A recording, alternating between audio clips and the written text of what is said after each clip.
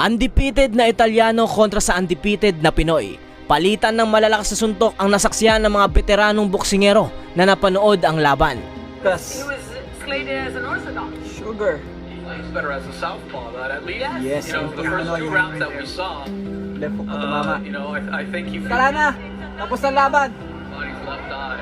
Yeah, I'm so So happy. you know what? There you go. Boom! Oh my. Isa ang kababayan natin na tubong General Santos City na si Jade Bornea ang lumaban sa kapwa nitong undefeated boxer na si Muhammad Obadi.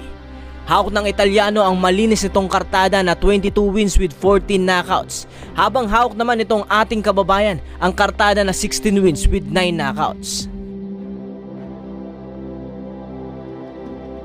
Maingat ang dalawang undefeated na manlalaro sa pagbitaw ng kanilang mga suntok. Subalit di may iwasan na magpalitan ito ng ilang kombinasyon dahil parehas nga itong sanay sa mga banatan. That's a bit more of an aggressive body language, but I know.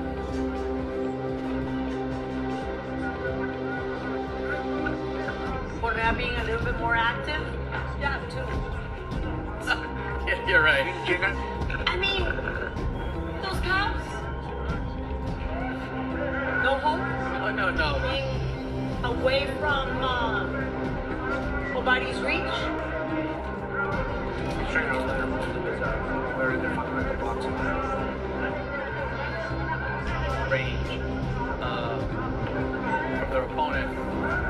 You can definitely tell both guys, you know, have Obadi.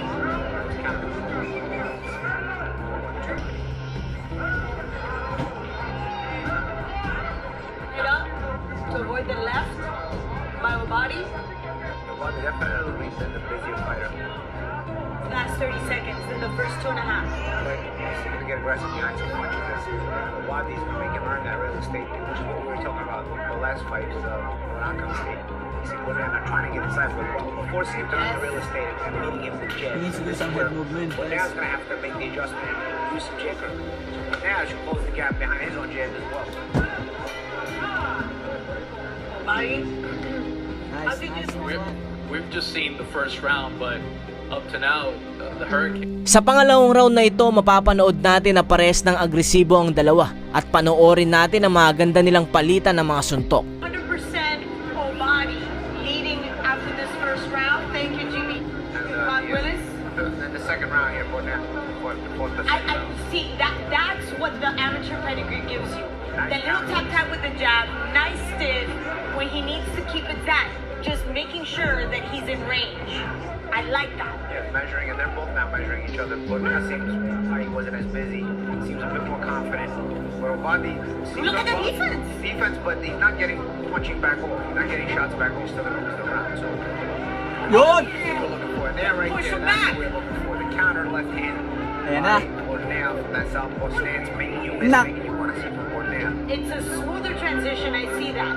And I honestly see even his footwork a lot more sturdy in the second round for Bornea. I like to see Obadi use some feints here, though. You know, Obadi seems a bit jittery, as Bornea seems a little bit more comfortably in the southpaw stance. You see Obadi touching, and then looking to punch. I'd like to see Obadi maybe change levels and feint with his feet or something, just to keep. But you just mentioned it. He's trying to adjust. He did the first 2 minutes of the first round. He was studying his opponent. Now he's got to change his fight plan. Yeah, he did, and so far, you know, it's not a bad round for him. Actually, he probably is ahead in the round a little bit. Obadi trying to get off, but not able to be as accurate in this round as he was in that first round. And Bornea is not only more comfortable, but better with his counter punches as well, especially that straight left that he landed earlier in the round. And that's exactly everything on the outside. You're fighting this tactical fight, and you've got Bornea starting to pull in on these counter shots, especially with that left hand that he landed a big counter left hand earlier in the round. And the feints, so it's hard to counter punch that. But Obadi, no feints thus far. That's usually the instruction. You know, he's looking for that left uppercut. Good right hand there by Obadi. Obadi has the will. See if he has the skill though. Oh, good body shots there by Good Bornea. body shot. Nakaramdam po sa katawan, mga kaibigan. Again. Grabe ang kaliwat kanan nitong Pinoy pagsapit dito ng ikatlong round. And of course, Nice, beautiful cross. felt that the southpaw is staying at the southpaw here in round 3. You know what?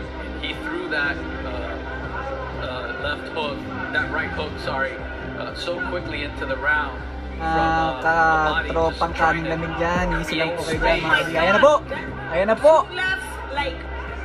Ayan na po, nahilo na po si Ubading. Pressure moment na ang ginagawa ni Kabayan sa kanyang kalaban. Dinidikdik nito ang kanyang kalaban sa lubid. Mga kaibigan, tinamaan po siya. second round, Yan na. threw body off, and he has not been able to adjust, not even physically or mentally. Yeah, and again, I can't trust him. Ayan na po. I like Medyo naalog siya. He's at that middle range. You've got to keep Borneo a little bit on Sakit yung katawan niya, guys. punches consistently. You're a little bit worried about his counter-punching ability. Throw some feints. That was a good shot by Obadi. Now, Nice right. Now, Yes. right from here, should be feint. Your feet, shoulder something. Good right hand. But again, you're allowing Borneo to not be as uncomfortable. Yeah, but that- I like the fact that May sugat na si Ubadi sa mata. I like the fact here that he's laying shots a little bit more. My concern is Look at Abadi's left eye.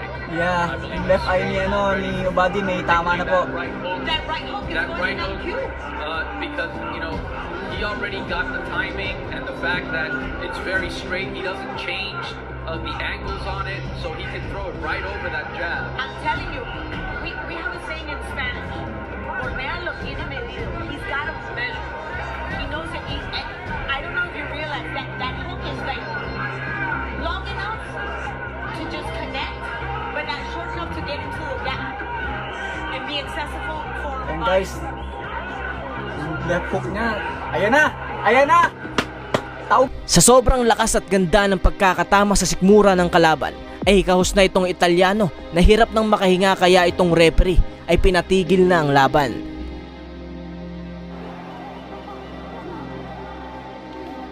This is only the third round, people. I don't know if he's going to be able to get up. His eyes No. His eyes completely. Kita na duguan na rin ang mukha nitong Pinoy na si Jade Bornea, subalit mas nanaig nga ang skill nitong ating kababayan pagdating sa laban.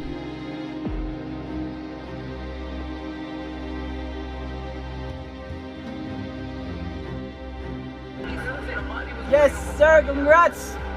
Great adjustment by